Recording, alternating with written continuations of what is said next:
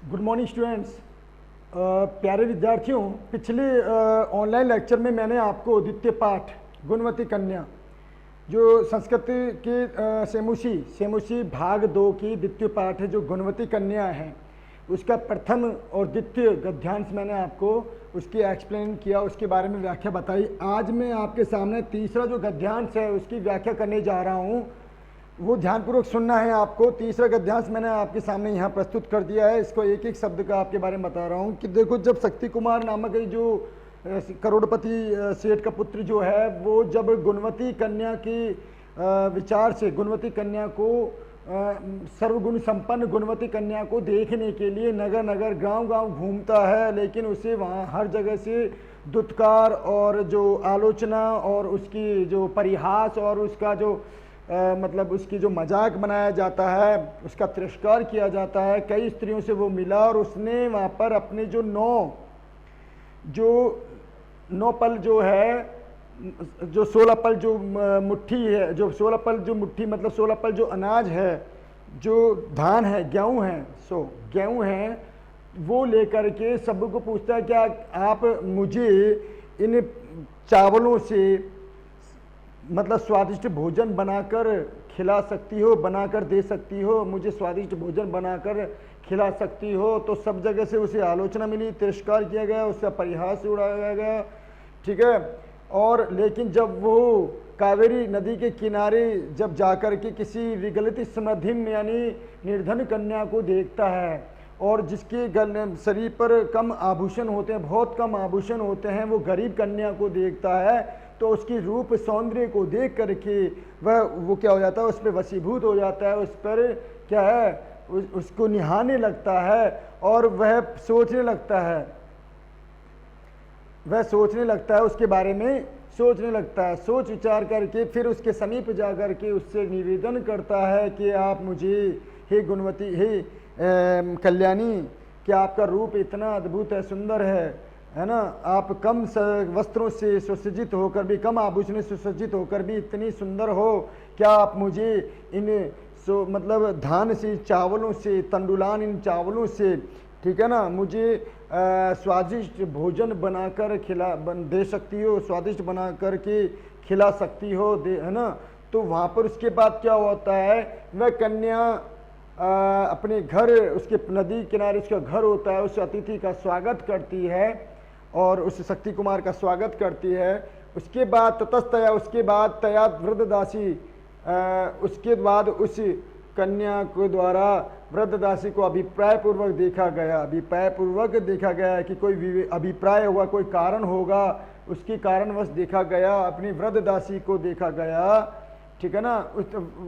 उसके द्वारा वृद्धदासी को देखा गया, जो उसकी माँ थी या जो भी उसको पालने वाली दाया थी, जो भी थी, उसको देखा गया। तस्य हस्तात्, उसके हाथ से प्रस्थ मात्रम धान्यम आदाय, उसके हाथ से, शक्ति कुमार के हस्तात् मतलब हाथ से, प्रस्थ मात्र जो मतलब जो प्रस्थ मुट्ठी भर जो अनाज है, उसमें से कुछ 1-2 मुट्ठी अनाज लेकर के, धान्य मैंने वो गेहूँ लेकर, वो चावल लेकर के, धान्य मतलब धान लेकर के, चावल आदाय मतलब लेकर के, स्वघ्रस्य चत्वरे, अपने घर के चबूतरे पर, तम प्रक्षालित पादम उपावेश्यत, ठीक है ना, उसके उपावेश्यत, उस अतिथि को उसके हाथ से क्या ले लिए गए, चावल ले लिए गए, उसके जो मुट्ठी जो मतलब 2-3 मुट्ठी जो चावल थी, वो चावल ले लिए गए और उस चावलों को लेकर के उस अतिथि का, आए हुए अतिथि का स्वागत करने के लिए उसके पैरों को धोया, उसके प्रक्षालित पादम यानी पैरों को धोया, शक्ति कुमार के प्रक्षालित पादम पैरों को धोया गया और उसे वहाँ पर यथोचित स्थान पर बैठा दिया गया। उपावेशियत मतलब बैठा दिया गया, किसके द्वारा, उस कन्या के द्वारा, उस गुणवती कन्या के द्वारा। ततस्तान, फिर उसको तान सुरभिन, उन चावलों को, सुगंधित चावलों को, सुरभिन मतलब तान यानी उन सुगंधित चावलों को, सालिना तपे, ठीक है ना, शीतल धूप में कुछ विशेष कुछ देर सुखा करके, सालिना तपे मतलब आतपे मतलब धूप में, उस शीतल धूप में मतलब धूप का जो छाया मतलब मात्रा उसमें सुखा करके है ना, किंचित विशोष्य, कुछ देर विशोष्य मतलब सुखा करके, मुहुर्मुहु परिवर्त्य, बार बार जो सूखा हुआ था उसको बार बार क्या कर रही थी, उस चावलों को फेर रही थी, उस चावलों को परिवर्तित कर रही थी। अर्थात जो धूप में सुखा रखे थे, शीतल धूप में सुखा रखे थे, धूप हालांकि गर्मी, जो धूप की किरणें गर्म होती है, लेकिन उसने छाया मात्र मतलब धूप के समय में, शालीना तपे मतलब उन असुरभिल उन सुगंधित, शालीन मतलब चावलों को आतपे मतलब धूप में, शीतल धूप में मतलब कहने मतलब शीतलता युक्त धूप मतलब जो छाया जो थी, छाया में बैठा दिया अतिथि को, धूप में उन चावलों को सुखा दिया। शालीन मतलब चावलों को धूप में सुखा दिया, कुछ देर सुखा दिया, और बार बार उन समायाम भूमि, उन समतल भूमि पर बार बार उससे धूप में, बार बार जो धूप में सूखे चावल थे, मुहुर्मुहु मतलब बार बार, मुहुर्मुहु मतलब बार बार परिवर्तित करने लगी, धूप में सूखे हुए चावलों को परिवर्तित करने लगी, फेरने लगी, और समतल भूमि पर अघट्यत, और उन चावलों को लेकर के समायाम भूमौ अघट्यत, ठीक है ना,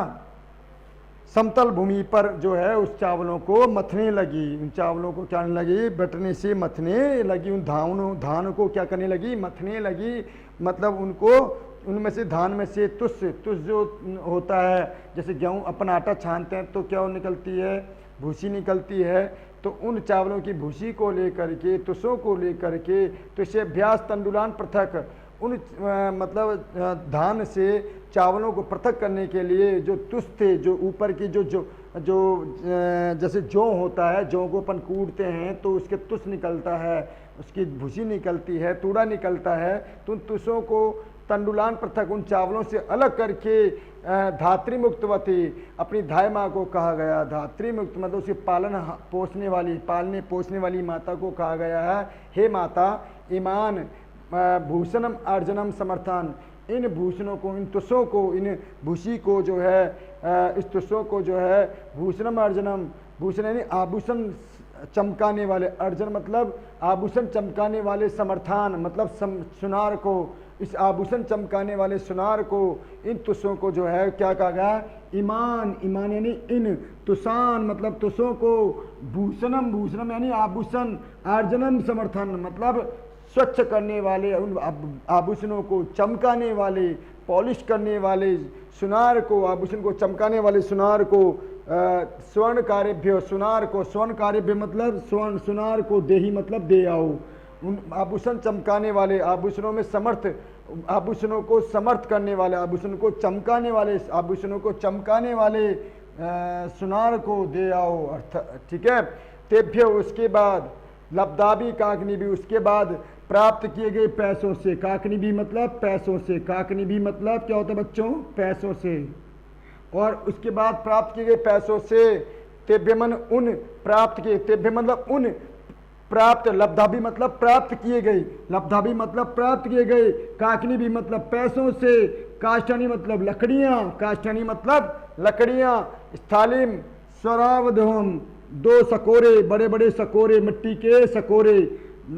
काष्ठानी मतलब लकड़ियां, काष्ठानी मतलब क्या होता है बच्चों, लकड़ियां, और द्वय मतलब दो, द्वय मतलब दो, शराब द्वयम स्थालिम, शराब दो स्थालिम मतलब दो सकोरे, मिट्टी के सकोरे बड़े बड़े, दो सकोरे, चार मतलब ले आओ। सुनार द्वारा प्राप्त पैसों से, सुनार से प्राप्त पैसों से लकड़ियां ले आओ, और दो बड़े बड़े सकोरे मिट्टी के लेके आ जाओ। तथा यानी फिर सातान, उसने तान तंडुलान उन चावलों को, उलू के लिए मूस लेना, फिर उसने उन चावलों को उलू के लिए ओखली और मूस लेना, वहत्स्य मूसलों के चोट से उस ओखली में मतलब ओखली में डाल दिया, उन चावलों को ओखली में डाल दिया, और मूसली के माध्यम से कूटते हुए, मूसली के माध्यम से धमक लगाते हुए, चोट देते हुए, कूटते हुए, सूरपेन शोधित्वा, और सूप से, सूरपेन मतलब सूप से, सूरपेन मतलब क्या होता है, सूप होती है, सूप से, शोधित्वा मतलब फटकारते हुए, सूप से फटकारते हुए, अक्रद मतलब फटकारने लगी, सूप मतलब चावलों को कूट करके, ओक मतलब किसमें कूट करके, ओखली में मूसली के माध्यम से कूट करके, उन सूप से फटकार करके, शोधित्वा कृषत मतलब उससे क्या किया, मतलब शोधित्वा कृषत जलेन मतलब जल से प्रक्षाल्य धो करके, और शोधित्वा मतलब सुखाने लगी, जल से धो करके जल से धो करके क्वथित जले, क्वथित मत जले मतलब उबले हुए जल में, क्वथित जले मतलब उबले हुए जल में प्राक्षिपत मतलब डाल दिया, प्राक्षिपत मतलब डाल दिया, प्राक्षिपत मतलब क्या होता है बच्चों, डाल देना, ठीक है। I repeat again. उसके फिर उसने उन चावलों को ओखली में मूसली के माध्यम से कूटा और सूप से शोधित हुआ मतलब फटकार करके असकृद मतलब जो थोड़ा बहुत जो उसका सूप से फटकारते थोड़ा बहुत जो कचरा था वो बाहर निकाला और उस कुटे हुए चावल को और उस फिर कुटे हुए चावल को उबले हुए जल में डाल दिया, जल से धो करके प्रक्षाल्य मतलब, और उस चावलों को जल से प्रक्षाल्य मतलब धो करके, उन जो कुटे हुए चावलों को जो है जल से प्रक्षाल्य मतलब धो करके उबले हुए जल में डाल दिया, उबले हुए जल में डाल दिया। सिद्धेशु च तंडुलेशु मंडनी सारने से, और जो सिद्धेशु च और मतलब सिद्धेशु तंडुलेशु मंडली सारना है, और पके हुए चावलों में से, सिद्धेशु मतलब पके हुए उबले हुए चावलों में से, और जो चावल जो उबल रहे थे, जो चावल उबल रहे थे उसमें से मंडनी सारना है, मांड जो है निकालने लगी, मांड जो है निकालने, चावलों का मांड जो है निकालने लगी। और इस थाली में अधोमुखी कृतवती, उस कैसे निकालने लगी, उस थाली मतलब भगोने को, अधोमुखी, थाली मतलब भगोने को, इस थाली मतलब भगोने को, अधोमुखी कृतवती अधमुखी करने लगी, अर्थात जो भगोना जो है उसमें जिसमें चावल उबल रहे थे, उबले हुए पानी में जो चावल डाला था, मतलब पहले क्या किया, ओखली मूसली के माध्यम से, ओखली में मूसली के माध्यम से कूटने लगी, और उसके बाद जल से धो करके चावलों को जल से धोया गया और उन चावलों को क्या गया, उबले हुए जल में डाल दिया गया। उबले हुए जल में डालने के बाद क्या हुआ, जब वो मांड निकलने लगा चावलों मतलब बाहर जो मांड निकलने लगा, जब चावल पकने की बारी आई, पूर्ण रूप से पकने की जब स्थिति में आने लगा, तो उस मांड को जो है अधोमुखी मतलब थाली मतलब भगोनी को नीचे करने लगी, मतलब आधा जो प्लेट से ढका हुआ था उसको निकालने लगी। तो क्या हुआ, ईंधनानी पुनरंबसा, और जो फिर से ईंधनानी मतलब ईंधन जो है, लकड़ी जो ईंधन है उनको पुनरंबसा समित्वा मतलब फिर से अंबसा, अंबसा मतलब जले हुए अंबसा, फिर से जो है समित्व मतलब भुजा करके, और फिर इसके बाद ईंधनानी मतलब जो लकड़ी की जो कोयल ईंधन है, ईंधन मतलब लकड़ी जो है, लकड़ी को पुनरंबसा समित्वा मतलब पुनरंबसा मतलब जली हुई लकड़ी को भुजा करके, समित्व मतलब भुजा करके, कृष्णांगानपि उस कोयलों को भी, देखो जो लकड़ी से जो कोयले प्राप्त हुए, तो बच्चों उस लकड़ी से जो कोयले प्राप्त हुए मतलब जली हुई लकड़ी से जो कोयले प्राप्त हुए थे, उन कोयलों को भी तदर्थव्य मतलब चाहने वालों के लिए भेज दिया, उस कोयले को भी तदर्थव्य प्रेषित हुए मतलब चाहने वाले को भेज दिया, उस कोयले को भी क्या भेज दिया, तदर्थव्य मतलब चाहने वालों को भेज दिया, ठीक है ना। आई रिपीट अगेन, ईंधन जो है जली हुई लकड़ियों को भुजा करके, अम्बसा मतलब इससे मतलब उन मतलब जो जली हुई लकड़ियां जो थी उनको समित मतलब भुजा करके जो कोयले मतलब जो कोयले बने थे, उन कोयले वालों को चाहने वाले के लिए, उन कोयलों को चाहने वाले के लिए मतलब जिसको डिमांड होती है कोयले की, उस कोयलों को चाहने वालों के पास भेज दिया, मतलब जो कोयले की खरीदने वाले जो होते हैं, कोयले खरीदने वाले होते हैं, उनके पास क्या है, भेज दिया, ठीक है ना। विकृते रांगे मतलब विकृता रंग मतलब रेयत मूल्यम, विक्रय रेंगत मूल्यम, और जो बिके हुए जो कोयलों को कोयले बेच करके जो मूल्य प्राप्त हुआ था, जो कोयले बेच करके, विकृत मतलब बेच करके, और जो अंगा रयत, अंगा रंगयत मतलब, और जो कोयले बिके हुए कोयले से जो मूल्य प्राप्त हुआ था, बिके हुए कोयले से जो विकृत मतलब मूल्य प्राप्त हुआ था, मूल्य मतलब पैसा प्राप्त हुआ था, लब्ध मतलब जो प्राप्त हुआ था, तेन साकम घृतम उस पैसों से, साक यानी सब्जी, साकम यानी सब्जी, घृतम यानी घी, दधी में यानी दही, तेल में यानी तेल, चिंचा फल मतलब इमली, च यानी और देखो उससे, और बिके हुए कोयलों से जो मूल्य प्राप्त हुआ था, बिके हुए कोयलों से जो मूल्य प्राप्त हुआ था, उनसे सब्जी, घी, दही, तेल और इमली खरीद लिया गया। और क्या खरीद ली गई, कीर्तम यानी खरीद ली गई, और इमली खरीद ली गई। तत्व यानी उसके बाद व्यंजनादिकम च, और व्यंजनादि संपादित, और उससे तत्व यानी फिर, तत्व मतलब फिर, तत्व मतलब फिर, व्यंजनादिकम सब्जी आदि, व्यंजनादि का मतलब और फिर मतलब तत्व यानी फिर, च यानी और फिर चयनी और फिर सब्जी आदि उसके द्वारा संपादितम, सब्जी आदि उसके द्वारा बना दी गई। और उसके द्वारा क्या बना दी गई? तया मतलब उसके द्वारा, तया तया मतलब कौन? गुणवती कन्या के द्वारा। किसके द्वारा बच्चों? गुणवती कन्या के द्वारा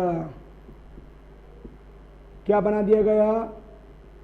सब्जी आदि बना दी गई। ठीक है, एक बार फिर से रिपीट कर देते हैं। उसके बाद वृद्धदासी को अभिप्राय पूर्वक देखा गया, ठीक है ना, प्रयोजन पूर्वक देखा गया। उसके हाथ से चावलों को, चावल मात्र लेकर, चावलों को जो पोटली है, चावलों की पोटली लेकर के है ना, अपने घर के चबूतरे में उस अतिथि को, उस शक्ति कुमार को है ना, पैरों को धो करके, शक्ति कुमार के पैरों को धो करके वहाँ एक शांत मतलब शांत जगह बैठा दिया। और कहाँ बैठा दिया गया? शीतल जगह पे बैठा दिया गया, ठंडी जगह पे बैठा दिया गया, पेड़ है ना,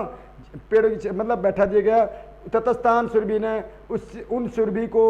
फिर उन चावलों को धूप में सुखा करके, कुछ देर सुखा करके है ना, बार बार परिवर्त्य, बार बार फेर करके, बार बार पलट करके, चावलों को बार बार पलट करके समतल भूमि पर उसे मथा गया, समतल धरती पर उसे मथा गया, ताकि जो चावल जो जिनमें से धान निकलती है मथा गया। तो सेव्य तंडुलान पृथक, उन तुसों को, उन भूसी को, उन तुड़ी को, तूड़ा जो होता है, भूसी जो होती है, उनको उनसे चावलों को पृथक किया गया। और धात्री को देते हुए और अपनी धाय माँ को देते हुए, उन चावलों को देते हुए कहा गया, हे माता, इन चावल, इन भूसों को जो है, इन तूड़े को जो है, इन मतलब तुसों को जो है, आभूषणों को चमकाने में समर्थ, आभूषणों को चमकाने में समर्थ है ना, स्वर्ण सुनार को दे आओ, आभूषणों को चमकाने में समर्थ सुनार को दे आओ। किसको? है ना, उससे प्राप्त पैसों से लकड़ियां और 2 बड़े सकोरे खरीद के लिए आओ। उनसे प्राप्त पैसों से, सुनार से प्राप्त जो पैसों से बड़ी लकड़ियां और बड़े 2 सकोरे खरीद के लिए आओ। फिर उन ताने ने उसको तंडुलान उलूखले, फिर उसने जो है तंडुलान उलूखले मूसलेन, उन चावलों को जो है ऊखली और मूसली में, जो ऊखली में मूसलों के माध्यम से, मूसली के माध्यम से ओखली में कूट करके, और ठीक है ना, कूट करके शोधित्वा सकृत चलेन, ठीक है ना, और जल से, शीतल जल से धो करके, और शीतल जल से चावलों को धो करके उबले हुए जल में डाल दिया गया। प्राक्षिप मतलब उबले हुए जल में, प्रक्षाल्य मतलब उबले मतलब जल से धो करके उबले हुए जल में प्राक्षिप मतलब डाल दिया गया। और सिद्धेशु तंडलेशु मंडली, और उन पके हुए, उन उबले हुए चावलों से, उन उबले हुए चावलों की जो मांड है वो सारना है, मतलब अलग करने के लिए थाली मतलब भगोनी के मुख को, भगोनी के जो मुख को नीचे आधा किया गया, ताकि वो पानी भी निकल जाए, जो चावलों से पानी मतलब जो बचा हुआ है वो भी निकल जाए, वो मांड निकल जाए। ठीक है, उसके बाद क्या हुआ? लकड़ी को फिर से पुणे में फिर से उन लकड़ी को, जली हुई लकड़ी को जो है, बची हुई जो लकड़ियां थी उनसे कोयला बनाया गया। और कोयलों को भी चाहने वालों को भेज दिया गया, कोयले को खरीदने मतलब जो कोयले खरीदने वाले होते हैं उनके पास भेज दिया गया कोयलों को। और वहां से जो प्राप्त विक्रय मतलब बिके हुए कोयलों से प्राप्त मूल्य से, बिके हुए कोयलों से प्राप्त मूल्य से, है ना, प्राप्त पैसों से सब्जी, घी, दही, तेल और इमली आदि खरीदी गई। फिर उसके द्वारा जो है सब्जी आदि बना दी गई। आज के लिए इतना ही। आगे की ऑनलाइन कक्षा में आपके लिए सबसे अंतिम पार्ट जो है इसका थोड़ा बहुत बचा हुआ है, वो जो लास्ट पैराग्राफ है वो मैं आपके सामने प्रस्तुत करूंगा। आज के लिए इतना ही, धन्यवाद।